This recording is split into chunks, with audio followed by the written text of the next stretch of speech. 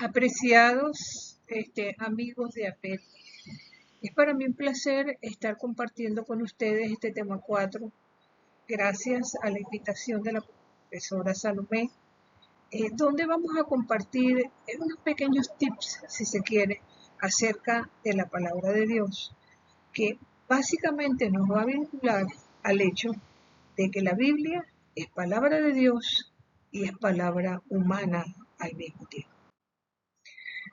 Llevémoslo al humano.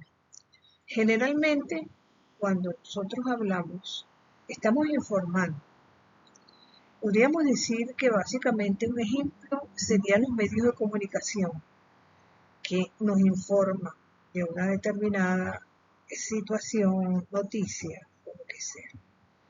Pero cuando nosotros informamos, de alguna manera estamos expresando algo de nosotros mismos, puesto que usamos muletillas de lenguaje que solemos repetir, tenemos una forma de hablar y expresar. Ustedes como docentes saben cuando un alumno les ha presentado un trabajo que no es suyo, porque ya han visto más o menos de qué forma se desenvuelve un estudiante. ¿Qué es lo que busca esa expresión? Provocar en el oyente una reacción. Bueno, esas son las tres, vamos a decir, funciones básicas del lenguaje que igualmente vamos a encontrar en la Sagrada Escritura, con la diferencia que aquí hablamos de sacramentalidad de la palabra, porque si bien no encontramos la palabra de Dios directamente, llega a nosotros a través de determinadas personas. De hecho, cuando Dios se comunica con el ser humano, restituye el lenguaje humano. Y fíjense que, como información, vamos a encontrar en la Biblia historia. Jesús fue bautizado en el Jordán por Juan el Bautista, pero al mismo tiempo, en cada uno de los textos bíblicos vamos a encontrar un Dios que habla de sí mismo y se comunica con nosotros y que evidentemente ya busca en nosotros una relación. Y eso básicamente es vamos a decir, la función principal de la Biblia. Nosotros pertenecemos a la religión judeo-cristiana y nuestra fe es revelación. Nosotros creemos en un Dios que se revela al ser humano, que da una palabra de sí misma, que busca en nosotros una respuesta positiva. Pero ojo, recordemos que como seres humanos somos libres. Podemos decirle a Dios que no. Entonces, esa revelación se presenta en la Biblia como un diálogo entre Dios y el ser humano, que lo que busca es una comunión de vida. Generalmente, esa comunión de vida en la Biblia se llama alianza, pero no hubo una sola alianza, hubieron muchísimas alianzas y las etapas de esas historias son un continuo diálogo entre Dios y nosotros. Tanto es así que nosotros podríamos decir que eso a la vez nos causa ciertas dificultades, porque nosotros cuando vamos al texto tenemos una experiencia de encuentro con el Señor. Ahora, es importantísimo que nosotros seamos capaces de respetar el sentido del texto, porque tristemente muchas veces buscamos en el texto confirmar lo que ya nosotros previamente creemos acerca del mismo. Entonces, la única manera de descubrir y respetar la intención del escritor, que a su vez es una intención particular hacia cada uno de nosotros, porque nosotros queremos que Dios nos siga hablando igual que lo hizo en aquel momento en que suscitó el Espíritu Santo en aquellas personas que fueron capaces de escribirnos esa maravilla que tenemos en nuestros textos. Ahora, hay que evitar reducciones, porque les decía que muchas veces buscamos nosotros demostrar lo que nosotros previamente creemos y a veces, digamos, esas convicciones se convierten en un obstáculo. Les pongo un ejemplo claro. Cuando nosotros leemos en los Hechos de los Apóstoles, en el capítulo 9, la conversión de Pablo, mucha gente se asombra de que Pablo no caiga en ningún caballo, porque no hay manera de que muchas veces le quite el caballo de la cabeza a las personas. O cuando uno expresa que en la Biblia los nombres de los Reyes Magos no están presentes, sino que esos son sacados de una literatura extrabíblica llamada apócrifa y que sencillamente No deja de ser un dato interesante, pero no está en el texto. Hay gente que asegura que eso es así.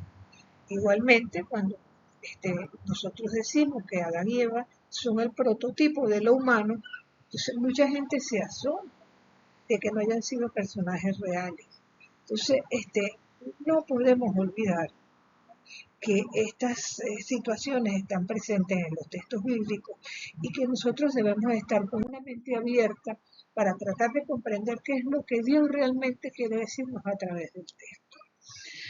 Una buena, vamos a decir, una buena pista o un buen punto de partida sería acudir a la Constitución del Verbo de Vaticano II, que como bien sabemos se celebró hacia los años 60 y que fue, si se quiere, la gran apertura a que todos los católicos que no éramos religiosos pudiéramos tener en nuestras manos el texto bíblico. Y en sus 6 capítulos va desarrollando una serie de temas interesantes que son vitales para nosotros, para leer los textos bíblicos. El primero de ellos es la revelación en sí misma, ya lo mencionamos. Un texto que nos habla de un Dios que toma la iniciativa de acercarse al ser humano y ofrecer una palabra de amistad.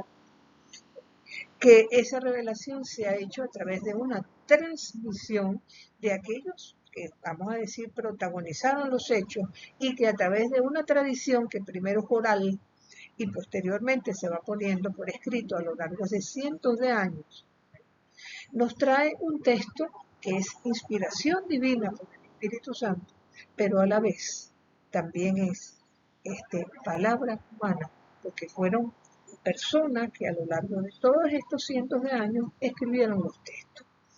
Por otra parte, Vaticano II y la Dei Verbum revela la gran importancia del Antiguo Testamento, que para nosotros era como el patito feo, ¿no? O sea, mucha gente conocía los evangelios, conocía la vida de Jesús, pero poco del Antiguo Testamento.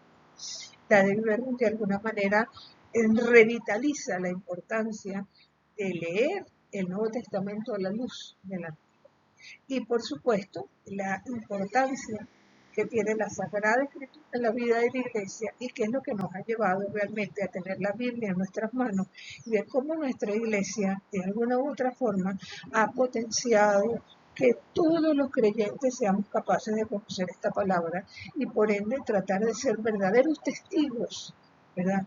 En el siglo XXI, ese reinado de Dios que Jesús nos vino a transmitir y que nosotros estamos en el deber como bautizados de cumplir.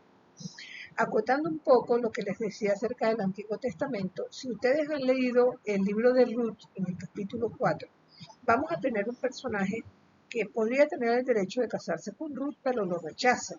Y lo hace en la asamblea de varones, quitándose la sandalia y tirándola en medio de la asamblea.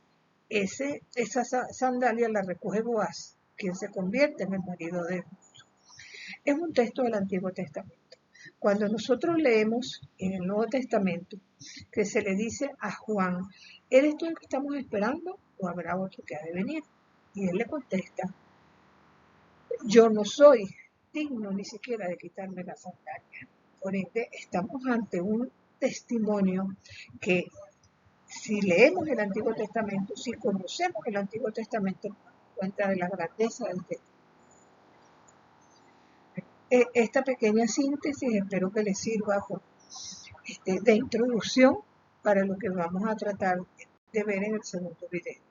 Que tengan un feliz día y Dios los bendiga.